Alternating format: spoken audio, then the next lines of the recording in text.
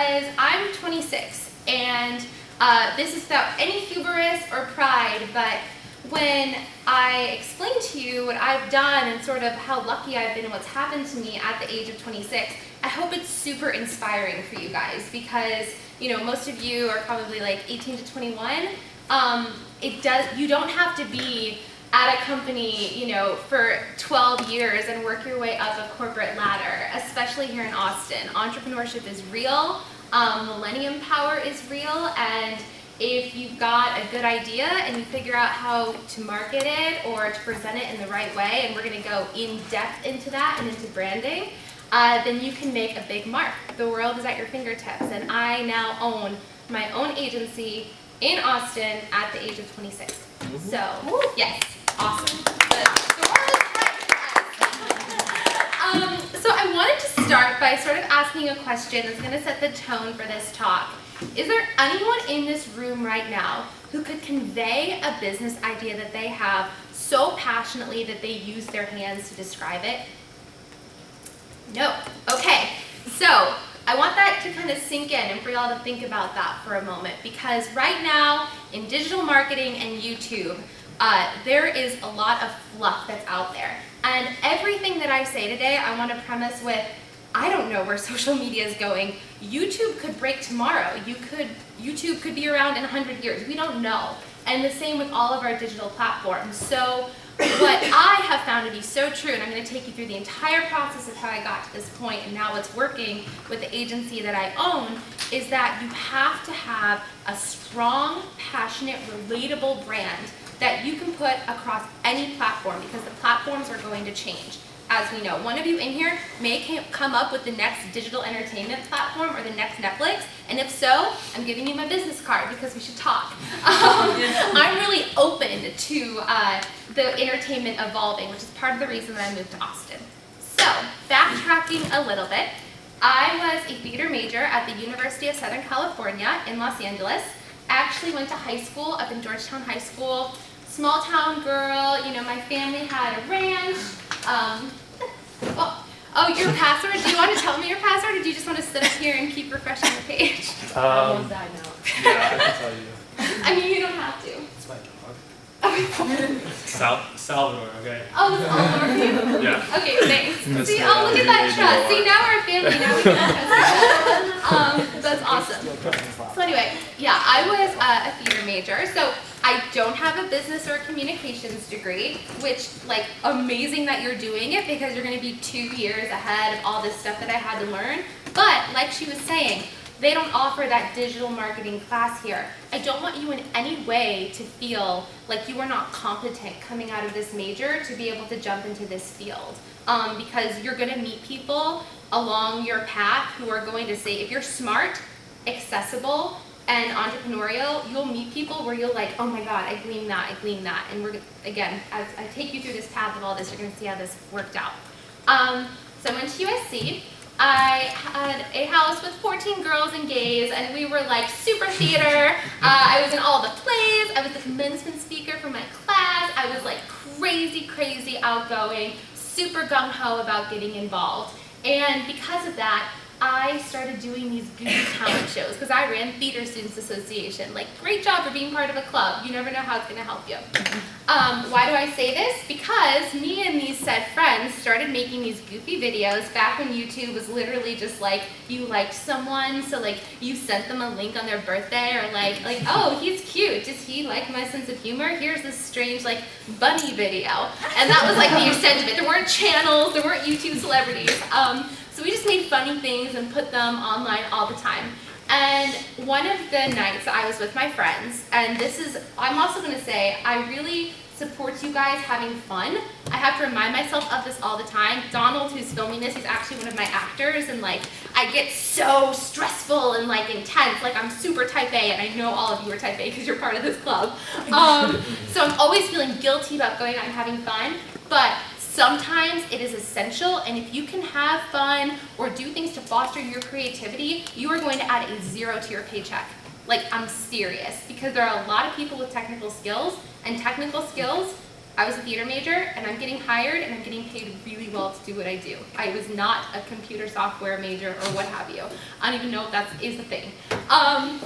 So I was with friends, and one of us, we were all about to go out to a party, and someone did not get a mass text that everyone else in the circle got. It was like one guy, and he was like, we all checked our phones, we're like, oh yeah, Joey's after party, cool. And he was just like, oh, I didn't get invited. And because I'm a creator, this tagline sprung from my lips, why didn't I get your mass text? I'm in your contacts. I literally took like my gay guy friend and ran into a room and voice recorded on my iPhone this little diddly, and like it was just fun. We were like, okay, ha ha ha. So I'm a senior now at USC. I wanted to do something fun for the talent show, so I got together with my friends and we made an atrocious music video. Like, I mean, shaky cam, I'm running around USC in a tutu, like, it didn't make any sense. I knew this one guy who was a sound recording major. We made like, you know, a lame-o version. Anyway, it kind of went viral on campus. You know, I released it, it was fun. I'd walk around and people would be like, hey, it's that mass text girl. Cool, like there's a gay prom at USC with like 2,000 people and I headlined it. Whoa, awesome, like what a fun senior year. Fast forward to 2 years later, and I say this again because you guys you have that after college slump, right? Where you don't know what you want to do, and maybe you didn't get the internship you were wanting, or maybe that internship seemed great on paper, but it sucked. Like, who knows what's going to go on in our lives? I was waitressing at a cheesecake factory in Los Angeles, like trying to be an actress, and I looked back on my life, and I was like, okay, Tay, like, you were the commencement speaker for your class at USC. You were, had all these groups that you were a part of. It's full. We'll get to that. And like, where is that girl? Where is that fire? Like, what made you special? And that's super cliche to say, but when you start talking about branding, like, the more you can identify like the heart of something, or like when you're listening to your friends, or when you're getting Facebook likes, seeing what people say about you, what people say about a brand, the kind of people who are resonating with you is going to be so important, and you can start that the second I'm done talking. And I'm going to go into specific details of like what you should look for. So I was thinking about that, and I was like, okay, that Mass Tech song, gosh, like that was a thing, what if now I took that, I actually tried to raise some money for it, and I made like a real example, a real version of that, like a radio ready, I can shop this to record labels, and my whole dream growing up was to be like 45 and on Broadway. But I, like you guys in here, we're smart. We know that there's not a lot of money on Broadway. I'm 5'9" and I can't dance, so it's not like I can move to New York right now and go and audition. So I was like, if I'm going to get to Broadway, what's happening on Broadway right now? Catherine Zeta-Jones is starring. Joe Jonas is in Les Miserables. Like, stars are getting their chance to be on Broadway, who maybe aren't, as we all know in entertainment, the most talented, but they have a name. So how can I be commercially successful if I want to get there? So then I look at pop music, because pop music is hugely widespread. It's one of the most shareable forms of music. I was like, okay, so there's no girl who's singing pop songs with conviction, but about your everyday life. Because I would listen to Kesha, and I would listen to Lady Gaga, and like, I don't ride in a car with P. Diddy. And Lady Gaga, like, and I say this with respect for all of them, because I listen to their stuff, but like, I don't know half of what she's talking about. So I was like, where is the song for the girl like me? Why do we have to glamorize, whether it's a sexual situation, clubbing, or like these otherworldly things? Like, I like it, but where's the Seinfeld of pop music? Like, where are the songs that are just jamming about our everyday life? Because that's how I grew up really ugly. I don't know if like anyone else here was a loser. If so, awesome. You have so many skill sets now. But like, the only way people would talk to me is if I could relate to them. And like, whether that was like, oh yeah, like, God, like my room is so messy right now. Like, maybe your room's really messy. Now we're bonded, and more than just like, hi, I'm Tay Allyn, I do marketing. Like, oh, who wants to hang out with that girl? So I was like, okay, let's do that in pop music. Like, let's kind of, stick it to the man a little bit. So we will now go to this. So, I'm not going to repeat your password because I'm putting this on YouTube. Okay, yeah. So I show you this is the Kickstarter that I made when I decided to kind of go forward with this plan. And I show this to you because the quality is not that great. Like, we'll watch a little bit of it. It's pretty dorky. Sweet, sweet brush. I don't think so. Hi, my name is Taylor Allyn. This is back when my name was Taylor. I am looking to start a Kickstarter campaign to fund my new music video for my hit single, Clean My Room. For the last 4 months, I've been working so hard with different musicians and composers creating these songs that I feel are just the most true expression of myself. And now I find myself living in Los Angeles, living this beautiful life with all these friends. A 23-year-old whose dreams really are coming true. And the best thing I think I can do is use that in my pop music. So, this is that game song. So, that's just a little chunk, like, you know, there's like planes flying overhead, the sound quality isn't very good. This was a couple years ago too. Like now, obviously, it's easier to have higher quality content. But I successfully, you know, backed this and I exceeded it by, you know, 1,050. And it was using my friends and being brave enough to directly ask every person I knew, like, hey, I'm doing this, you know, and like we all know about crowdfunding. I'm not gonna get into that because like so many people talk about that, whatever. But the message, something about it was authentic. So people decided to get behind me and like I had like made those relatable connections, not just like the business connections, because business connections kind of blow you off, but like I had made all those friendships and like run the Theater Students Association and done that, and I had no problem getting this funded. So that's exciting.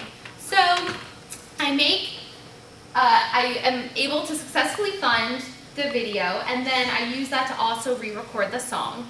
And now we're going to get a little bit into music. This is my personal TuneCore page. TuneCore is a way to publish your music onto iTunes, Amazon, Spotify, all the different music aggregators. And there are pros and cons to anything like this, but I wasn't with a label. So this was a wonderful option to me, and like I personally have a great relationship with them and they treated me very well. I had a South by Southwest performance last year. They featured me on the site. So I've had a really great relationship. You can see like, oh yeah, I've got a tiny bit of balance. Awesome, withdraw $30. But it's really easy and user friendly. So whether, you know, those of you in here are musicians or you're looking to help market musicians, or maybe you have someone who has a ton of promise and you're helping them get their start, you're just being a manager. I'm sure a lot of people have different interests in this room. This is a really great way to get started. And like literally you just fill out this, create my single. Put up some cover art, which, you know, you can do in MS Paint. Like, I think I had a picture. I can pull one of them up here. Let's see. And it tells you, like, how to crop it.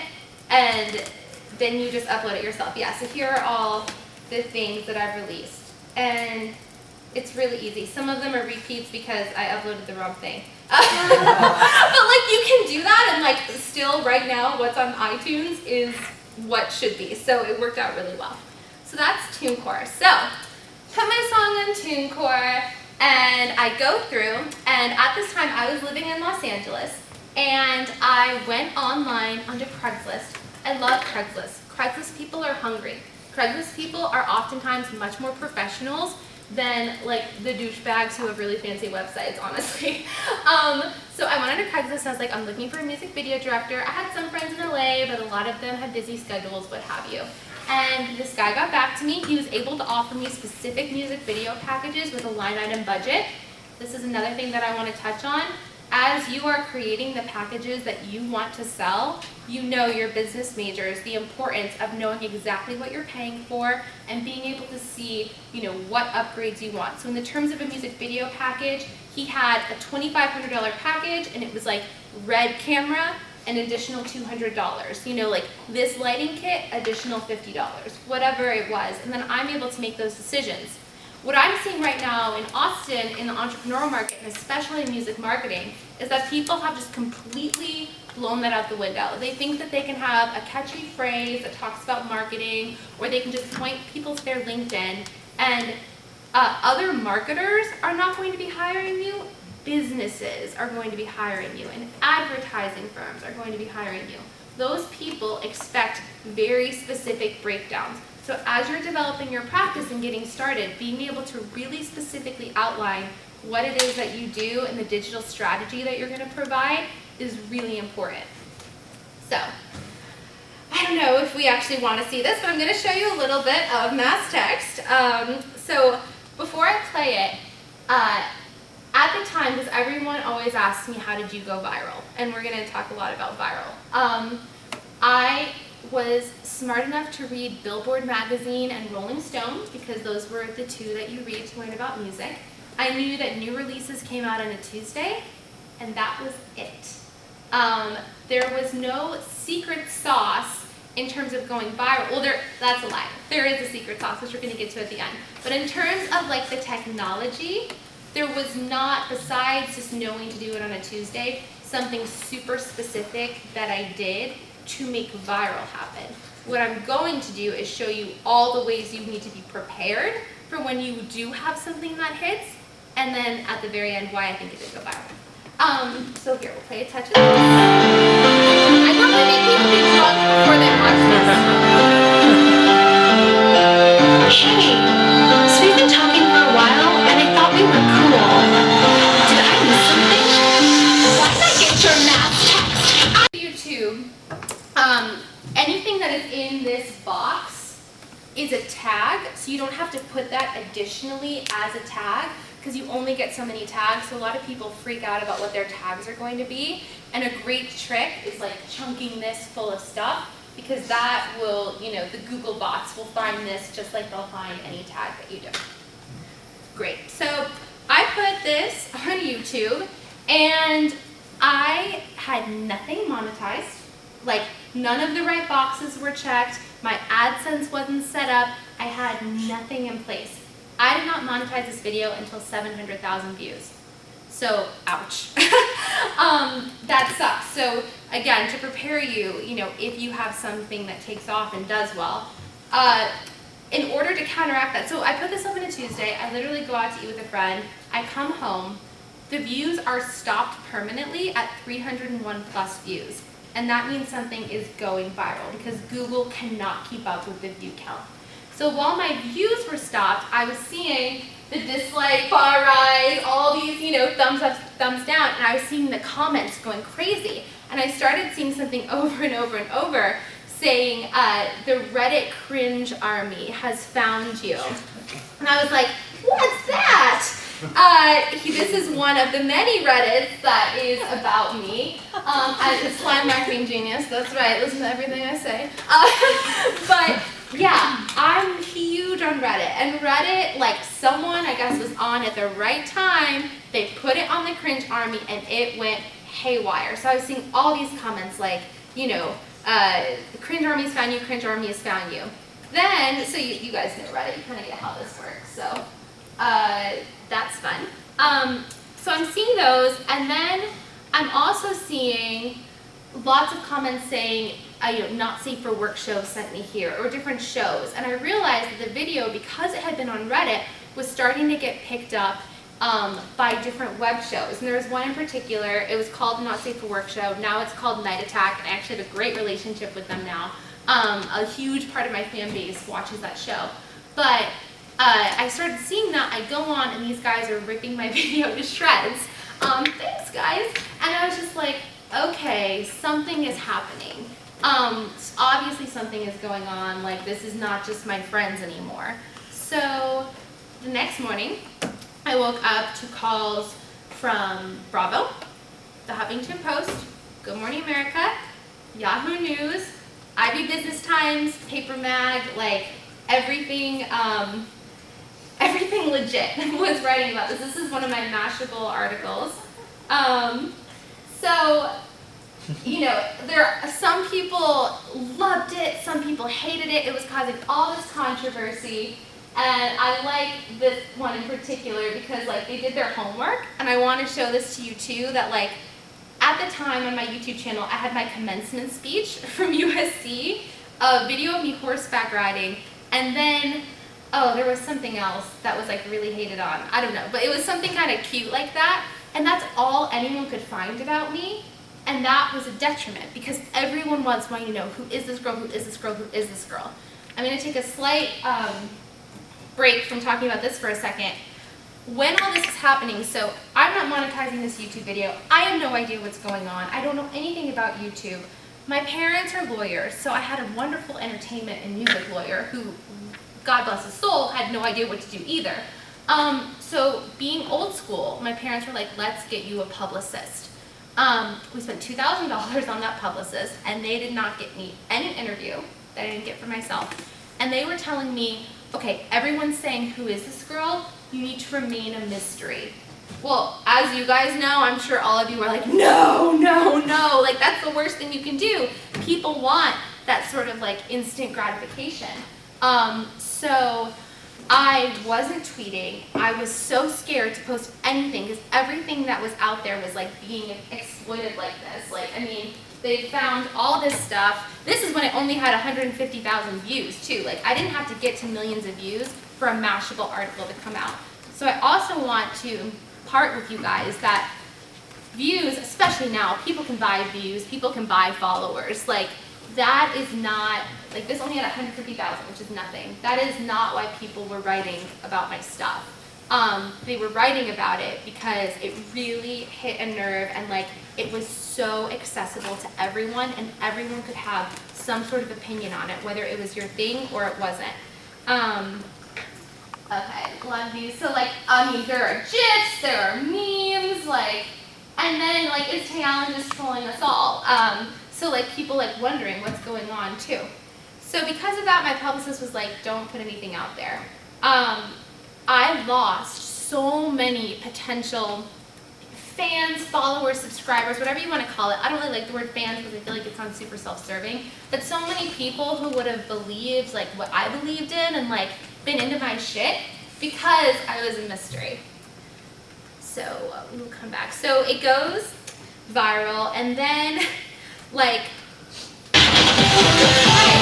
Now on Showbiz Tonight, Guy Goes 50. I was like, why did I put this on here? The reason I put this on here is because this was one of the major interviews I did when I had a publicist. I'm not going to comment on it. I just want you to watch it, and then we're going to talk about it a little bit. Minutes of fame. It felt so fake.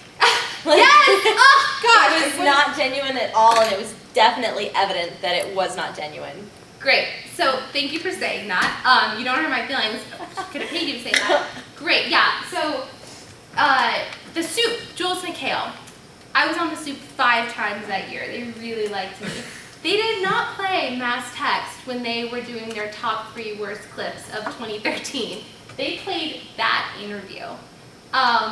So like, this huge viral video that's been hated on, that wasn't the worst. It was this interview that they were showing clips of, and they were, I mean, he said so many things about me, and I think he's hot, so I thought it was funny. You know, I'm really glad that you said that it was fake. So like, that morning, I was getting my hair done and like putting in extensions, and my publicist calls me and she's like, okay, this is the angle that we're gonna run with. Okay, you are a role model. Perfect. Like, so this is what we're gonna feed them, and you know, talk about growing up and the things that you went through, and oh my God, you're like this perfect girl now. And who am I? I mean, this is a publicist in Los Angeles, and I'm freaking out, and my song's going viral. Am I gonna say no? You're like, okay, I guess that seems like Hollywood. So you know, there are moments in that where there's a little bit of me, but like, that was an angle that she told me we should play, like a very specific facet of myself. None of you right now are like looking at me with excitement, so I don't think you're feeling inspired to talk with your hands about being a Tay Allyn fan after that. When we talk about branding in a little bit, you know, we all as music marketers, and this is, you know, again, when you're going and you're working with an artist, whether you're in a management position, whether you're working with an advertising company, whatever brand you're working with, it is not about getting tons of views. I worked with someone very smart, and he called them lurkers. This is like appeasing lurkers, like the 2 million people who just like happened to watch my video because it was the cool thing to do. But that video, well, now I'm looking at my text, but that video was not for my fans. What if I had taken that opportunity to like shout high and proud my message and my vision? Oh wait, I couldn't do that because I didn't know what that was yet. So this is, let me pull this up. Oh no! Forever on video. You can just always like move the mouse a little bit. Okay. There's nothing to say with it. I'm going to use this opportunity to discuss something else that I've been getting at. What technology problems? You're all going to be marketing and working with digital media, what have you, with technology. So I have this Mass Text video, and it's on Showbiz Tonight. Amazing. Showbiz Tonight was so wonderful to me, they actually offered to premiere the second video that I did as a follow-up, which was called Clean My Room. So I had this amazing, like, CNN primetime interview set up. Okay, I jumped ahead a quick second. So I'm not monetized yet in my views.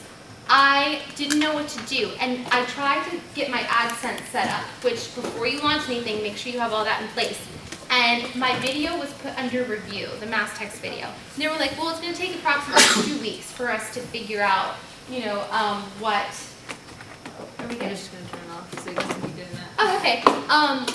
It's going to take 2 weeks for us to monetize your video. The only way I could counteract that was to sign with an MCN. Has anyone in here heard of the YouTube MCN? Great, the YouTube guy, perfect. These are things you have to know, by the way. This is like 101 if you're talking about anything in this field, so listen up. MCN is a multi-channel network. There are a lot of them right now. It's their way of trying to monetize on everything that's happening with YouTube. I'm with Full Screen, which is one of the top ones. You've probably heard of Maker Studios, which was acquired by Disney. There are a lot of different ones out there, but Full Screen is one of the largest. I talked to a couple of them, and Full Screen was like, we're going to sit on the phone with you right now. You will be monetizing by tomorrow morning. Because when things go viral, I mean, I went viral in a night. Like, I put this up on a Tuesday. By Saturday, it was starting to slow down. So there was, like, no time to waste. MCN takes 30% of your YouTube revenue in exchange for what? Good question. I've been with them 2 years. I don't know how much I can answer that. We're going to go to the Full Screen tab. So, I have over 4 million views on my YouTube channel. Look at this lucrative money that's coming in. It's awful. And I'm putting this video that I'm filming for this conference on YouTube. So, like, I'll say it. I'm an anti-YouTuber. Woo! But it's true. I don't buy what YouTube is selling. So, like, if you wanted the secrets of that tonight, you're going to be disappointed. I urge you to create something better. Because 4 million views in total, I have made $2,700. 28, round up. I bet you all were expecting, like, you've heard things like, 1 million views is $10,000, 1 million views is $100,000. That is just complete lies. And I feel such a responsibility because you have 8 and 13-year-olds right now going onto YouTube, starting YouTube channels, thinking that they don't have to go to school because they're just going to be some YouTuber, and it's just not the case. So when you sign with an MCN like Full Screen, they guarantee you top quality ads. So these figures that you're seeing, this is L'Oreal, this is Nike. These are the 30-second ads, not the ones that you can skip easily. That's the kind of money that it is bringing in. It is awful. So skipping back forward to when I was saying that I had this CNN debut for my second video, I upload my video on a Tuesday. I'm signed with Full Screen now, so they're supposed to be my gateway into Google, my, saving grace. And for whatever reason, no one could find the video. It was not showing up in search results. It was not showing up on my YouTube channel. It was a ghost, unless you had a direct link, and who uses direct links, like if you're sharing stuff with your friends. You could not find this video. And I'm supposed to be on CNN that night. So I call Full Screen, and I'm like, hey, Full Screen, let's get this fixed. And they're like, well, this is a Google thing. So I urge you to consider, why would you want to do business with Google and YouTube? Because I can't call 1-800-GOOGLE when something is wrong. When I get Time Warner Cable, I'm able to call their customer support, and I may have to wait on hold, but they will help me. I am paying them $100, and they have customer support. I am paying Google untold ad fees, Full Screen, 30% of these things I'm making, and I have no one I can call when things go wrong. I have no idea where my video is being shown. They're giving me no guarantees. Like, if someone subscribes to me, let's think about what a subscriber is. I have no personal information on them. I don't have their email address. I'm not able to ensure that my videos are showing up when they log into YouTube. I'm hoping and trusting Google that like this thing kind of works out. If someone else has more specifics about Google knowledge, I would love to hear it, but I haven't met anyone. And full screen's the same, like I'm not dissing them, but they're just like, well, we're in place to try and help you the best that we can. But it's all really shady and there are no real clear answers. Now I say this still putting my videos up on YouTube because we're getting towards like the end of this of where I think the future of this is going. Like it is a great platform, it is a great way to get your company that you work for, their materials out there, but only YouTube strategy should never be your final answer, whether it's music or a brand that you are working with, because you have no control. Like I don't get my subscribers' information. Cool. So back to this stuff. Oh, this is just more things. We'll skip past this. These are just like people started doing lots of parodies, lots of different vlogs. This is a thing where like famous YouTubers watch it and they make fun of it. So that's fun. This is my YouTube channel itself. I just wanted to show you how I have it set up. This is sort of like the optimal way to set up a YouTube channel. Once you upload original content for yourself or a brand, you're able to create a trailer, which is this. And that's the first thing that people see when they come to your channel. So, you know, I have mass text up there. You're able to do, I can't do it because I'm on his computer and I'm not logged in, but you're able to do a trailer for people who are viewing your channel for the first time, and you're able to do a trailer for returning subscribers. So I have a new song that I put out recently about hummus, and that is my trailer for my returning subscribers, because they've all it's like, oh, who's this chick? You want to kind of show up your stuff. And then you're able to do playlists. And this is where the idea of a channel comes in. And you see these YouTubers who are very popular, who are getting millions of views in each video, and they create these playlists. So like I do some comedy. This is where, you know, the tater comments. I read like my favorite hater comments with a glass of wine, you know, news and press, whatever. And it's really nice, comprehensive, easy way for people to get what's going on. So kind of to like round this out now. So I have all of this happening, and like I know that I'm not happy with YouTube, and I know that like the publicist was not the answer.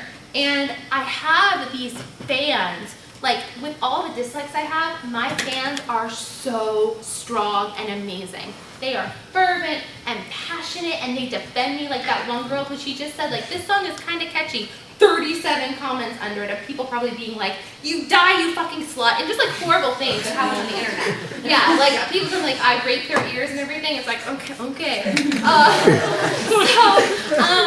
So I'm seeing this and I'm like, you know, what is causing those people to defend me? If I had a really amazing mentor, and he is like this billionaire, like Ukrainian doctor who came to the States and has made an incredible life for himself, so I trust him. And he told me about a year ago, and this before I gotten the success that I have now, find out what you want to build. And I don't know if that resonates with any of you guys. It really resonated with me because I had this happen, all of this virality, and I didn't know what it was I actually believed in. I knew enough to say like catchy pop songs about your everyday life, and I knew enough to make the content, but the piece that was missing, and this is like the goals that I give to you, was, okay, content's one thing, I can like have blonde hair and make things look good and have the YouTube channel, but what is the unifying factor that not only do I have, but the people who are my fans and the fandom and the community that I'm making, what do they have in common? And I love that you said that you guys only have an analytics class, because that is not the answer. That is 3 years ago. And like, you're gonna hire someone on your team as a marketer who can do analytics, and it's gonna help you, and business people like to see demographics, but it doesn't matter because I have fans. Okay, getting ahead again. That isn't what matters. I had all this, I was like kind of tweeting and kind of doing stuff, losing fans, losing followers, because I didn't know what to say, and I hadn't figured out what I wanted to build. And like, besides just putting up these videos, like then I'm just like, you know, Taylor inside, like going to the grocery store. I'm not interesting. I didn't have a funnel, I didn't have a vision, I didn't have a brand. was, clearly palpable to the public. So people would see my video, but I wasn't capturing them. So how do you do that? Okay, I wasn't capturing them. Whew, I got in a roll and now I'm like lost my train of thought. Oh, this is it. This is the gold. So I started looking at my Instagram and my Twitter, and I was like, who were my top 20 fans? You can do this in your own life right now on your own Facebook page. Like, who are the names that when I'm looking at my Instagram, me with no branding and like just putting up random shit, who are the people that are like still liking that and honestly seeing through my horrible attempts at like trying to brand and like still liking me? Who are those people? Because they're like my true fans. And I started clicking on them and like looking at their bios, looking at their Instagrams, like taking the focus off of me and putting it onto them. And I saw some amazing through lines come through.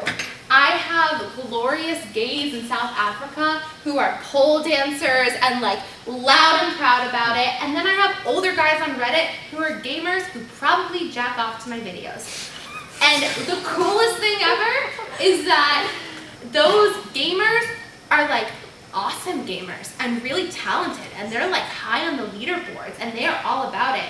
And my South African gays, like, they're showing all their pole dancing stuff and they're like out and about. So what that showed me was, okay, I don't have fans who are like mediocre or chill. As you can tell, there is nothing chill about me. I'm not drawing that kind of person. And these people are all kind of gloriously awkward. And then I looked at my life, and again, like, you're gonna have this when you work with clients, and if we break out later, we're gonna talk about this. Here I was sitting around for 2 years, not knowing the hell what I was doing. And I realized how awkward all my fans were and the fact that they loved it and they embraced it. My screen name in high school was Awkward Yet Amazing.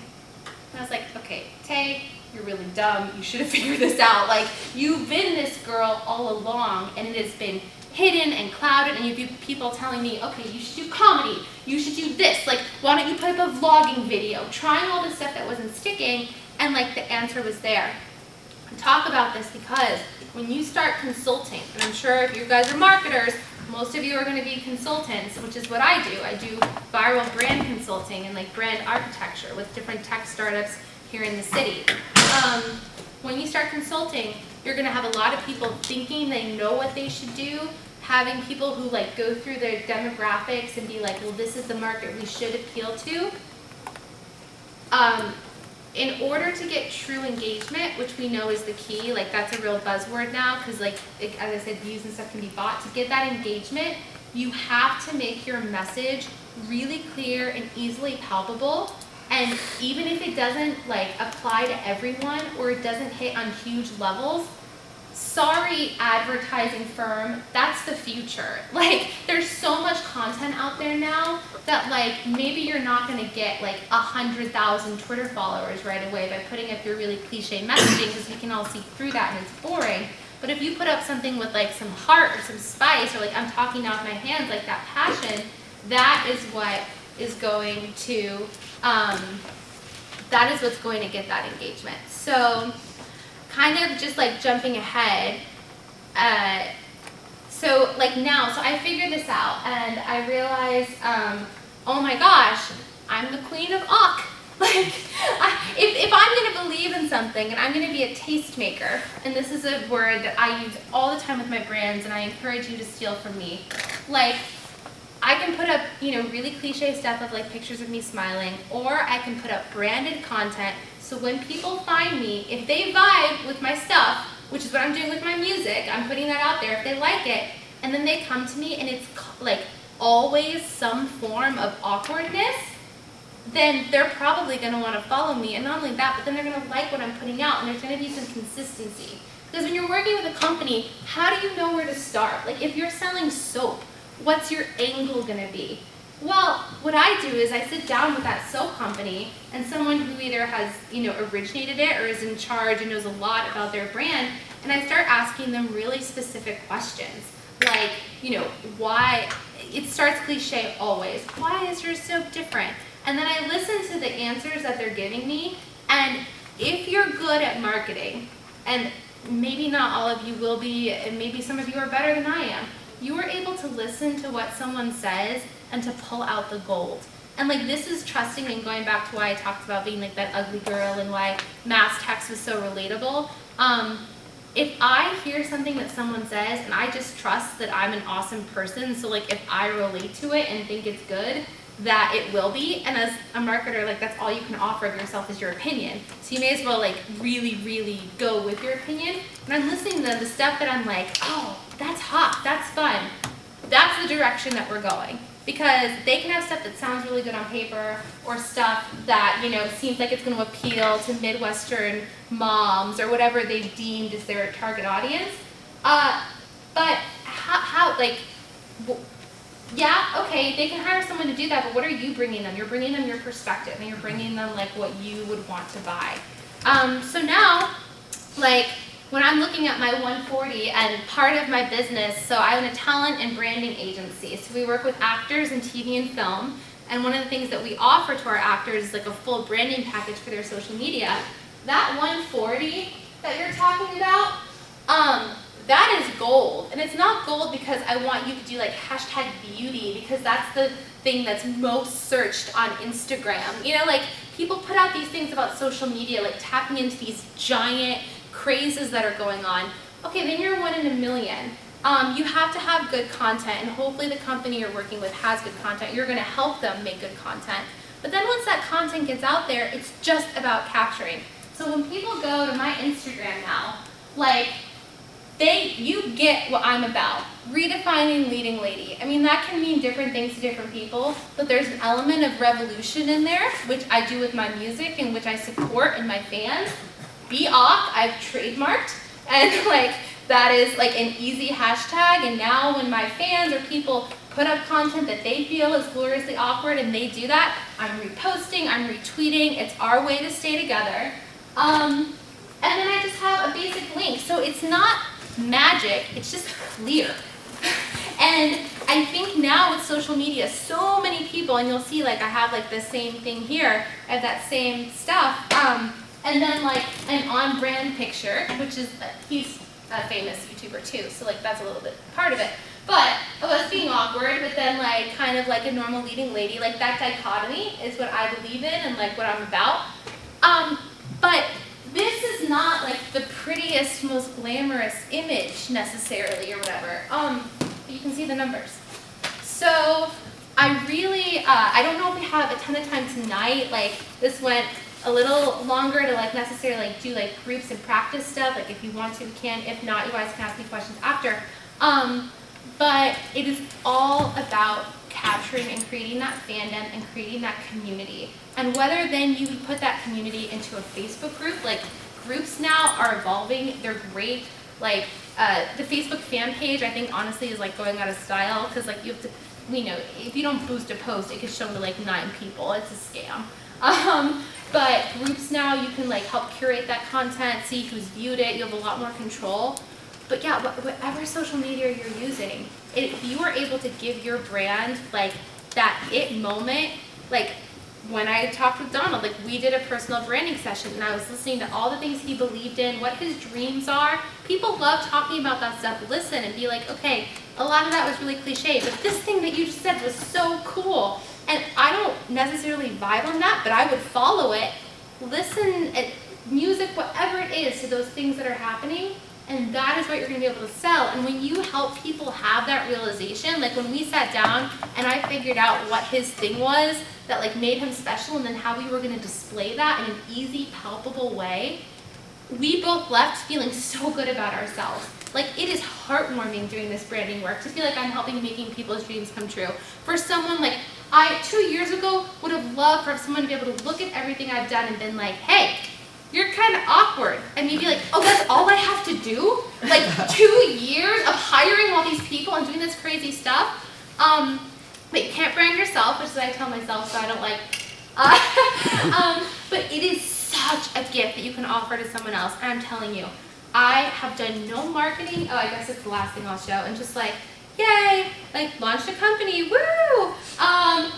We launched in June and we already have over 60 clients. I have 3 different companies that I'm doing. I don't call it social media marketing because I hate that. That's so grimy, right? Telling people, oh, I'm gonna give you more Facebook page likes. Okay, like who wants to do that every day and just sit around? Like that's soul-sucking work. But if you can like bring inspiration to a brand and then you see that working and then you look at the demographics and the analytics and then you do the traditional marketing stuff, you know, of getting it in front of the right people. I'm not saying you discard that, but you have to have amazing, like again, easily palpable, passionate content to drive them back to, or none of it will work. Okay, I think that's it. Do we have any questions? We have time for 2 questions, and then if it's all right, could you say a little bit after if anyone has individual questions? Of course, yes. Can you tell us a little bit about your current work, like what's the current client and the project you're working on? Sure, absolutely. So I've had to do no marketing for myself, which is a testament to how few people are doing what I do and how valuable it is, and as a marketer and a creative, what you can offer. I started going to Capital Factory events, startup crawls, things like that, and I realized that there are a ton of people with technical knowledge, very few creative people who can also talk that lingo. And because this happened to me and I was thrust in this viral world, I now can talk about analytics, about a YouTube view, whatever, like SEO. I can keep up. So I have that basic knowledge, which all of you will have coming out of this program, I'm sure. So I just went and started talking to people, and literally what I will do is I will listen to an idea, and they'll kind of talk about it, and they'll be like, all right, this is just like off the top of my head, I'm just brainstorming, this is free, but here's a campaign you could do, and I'm just really good at doing that. But if you're going to be a marketer, you also should be really good at doing that. So like I'm at Capital Factory, and I'm walking around, and this real estate guy, like I've been working with this application called Moods, which was like a Yelp but for ambiance. Like instead of searching by Italian for a restaurant, you could search for like ladies' lunch, things like that, which is a great idea. I hope they end up getting funding. I mean, this is just off the top of my head, but what if your real estate site was the only one where people could upload pictures like of the house, or you have them to where they can repost it of a certain house on their Instagram, and then their friends can go on and like their favorite one, and then you have that show up in their personal profile on your real estate page. Now, I just say things like that, hired. And then it's my job to know what I'm doing and to figure out how to make that happen. And I have technology people that I refer to. I work with an SEO specific company that I send my clients to because I can't do that. But I have gotten hired in under 2 minutes for I think all the jobs that I've gotten. It's offering a little bit of concrete stuff and putting it out there. And most people are going to be like, oh my God, no one has taken this approach. I have a lot of people who are trying to sell me marketing plans or trying to sell me like, you know, Facebook likes. No one has thought about something cool that I could do or something that like actually is different. Yeah.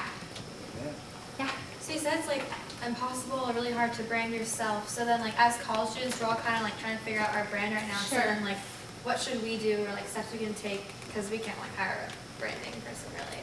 Perfect. Yeah, no, that's a great question. And like, if you guys like, you know, we're all friends now, we can talk after this if you have personal questions about what you're doing. I would urge you, even though you haven't put out like a viral song, or if you have put out content, amazing, so then you can see who liked it. Just your personal pictures on Facebook, like that you and your friends, like whatever you do, look at your family. Let's say you have 6 cousins. Is there one cousin that like is constantly liking your stuff and you're like, this is like almost weird, the amount? Or like some friend from high school where like they've just like decided to keep in touch with you and you don't know why? That's amazing, and we all have that right now. We can, and like Instagram too, like it's the people you don't know that well, but who still seem to be really engaged with your stuff. Take an hour one night and just look, like again, the top 10, the top 20 people that you have that are like that, and I just urge you to look at their page. What did they put in their Twitter 140 bar? What are their last 3 pictures on Instagram? You will learn so much. And like whatever you see, embrace it. So yeah, you can start doing it right now. Like the people that you draw is what you have to sell. I draw energetic people. I'm an energetic person. It'll become really clear. Thank you. Yeah, thank you.